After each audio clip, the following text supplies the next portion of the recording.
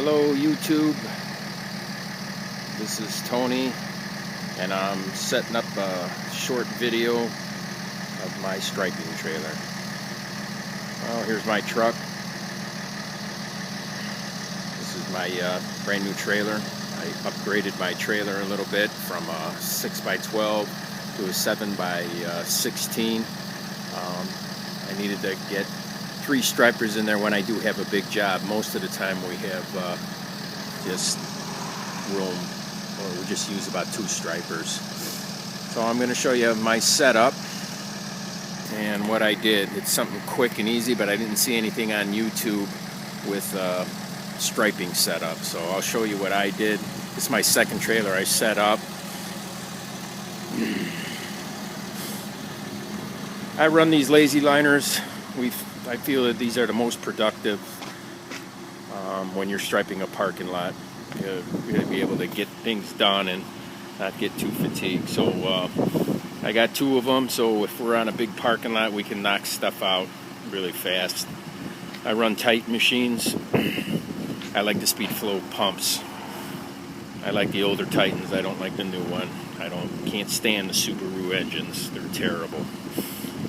Alright, so here's my trailer set up. First thing I did was on the ramp door. I put this little metal bar here just to give it a little bit of stability, because that usually seems to always like fray on me. So I put that little U-channel and just kind of screwed it in on the bottom there. I don't know if you can see. Yep. And then I stained the floor just so it waterproofs a little bit, just some deck sealer. I just got this piece of carpeting in here. I use this to pull stencils, so let me show you what I did here. This is a piece of carpet. I just got this 1/2-inch plywood here, and I screw it into this carpeting. And what I do here is I drilled a hole in here, and hang on here a second. I just put some screws in here just to clamp the carpeting on. And what I do with this, I beefed it up a little bit. You probably don't have to.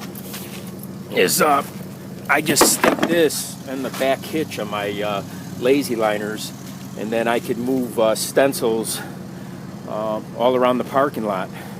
And it doesn't drag on the plywood. The carpeting drags. I set it up a little bit high so it and it just sits on there. So what I do is I got these hitches on the back. I just slip that on, and then we have to do arrows or something on a high school or big lots. Even if the stencil's wet, I just pick it up, put it on the carpet, and I'll drag it all the way down to the other end. And the same thing with the other one. So I got 2 pieces of carpeting in there.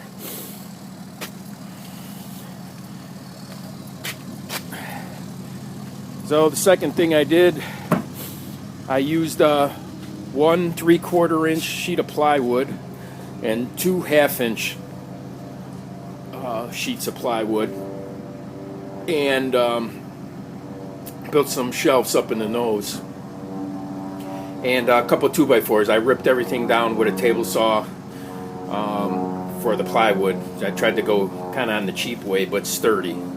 So this is the first thing I did. I ripped my 3/4-inch, because you can't mount this stencils on the trailer. It's too thin. So I beefed it up. I ripped these down about approximately 6 inches. I screwed those in right into the frame with some heavy-duty track screws, and I ran that all the way down to the end. I put these hooks in. I drilled these holes in the stencils to hold these. This is something that doesn't get paint on these circles here. Here I put the arrows, and I got 3 sets in here. I also put the 3/4-inch midway, and I use these 1 bungees I got at Menards. I set these hold downs so I could just strap the bungee right across and kind of hold it in place so it doesn't flop too much when I put the machines in.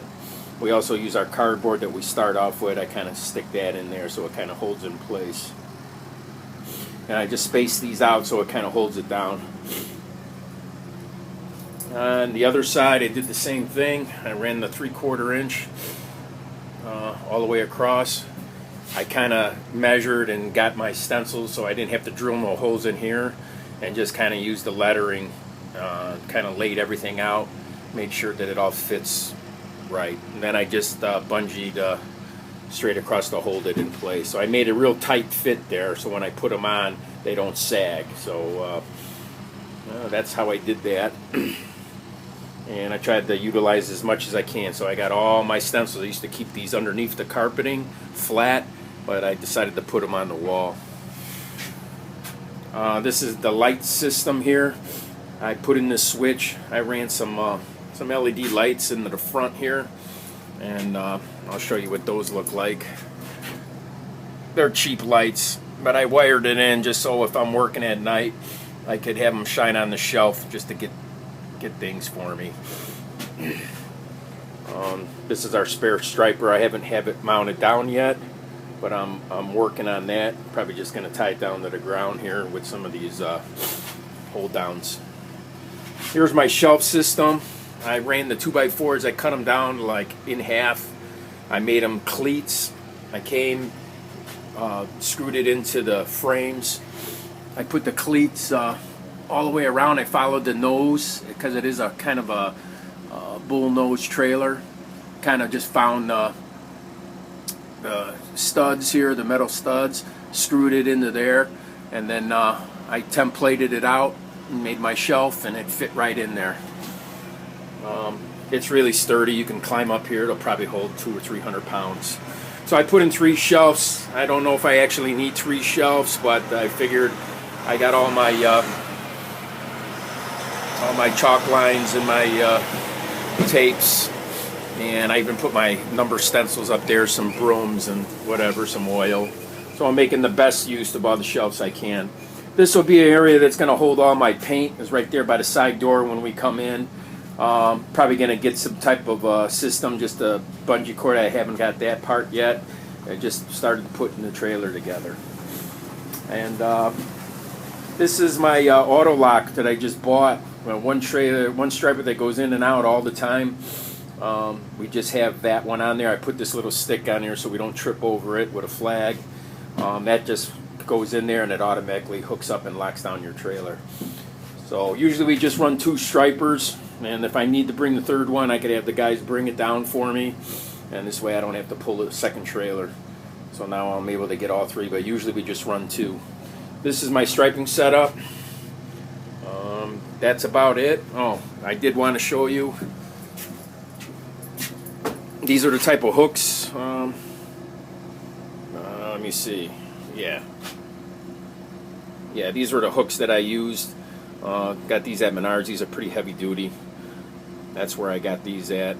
These were the type. And to drill the hole in I used this step drill. Got this at Harbor Freight. This drills real nice into the practice where you almost hold it with one hand and the drill in the other, and you can just drill your hole to the exact depth that you want, or the size opening that you want. And makes nice holes like that. And that's how I set it up. Never had them rip, do anything. I've been carrying these stencils like that for probably 15 years. So this is my setup. This is my first YouTube video, so I'm just sharing that with you. Have a good day.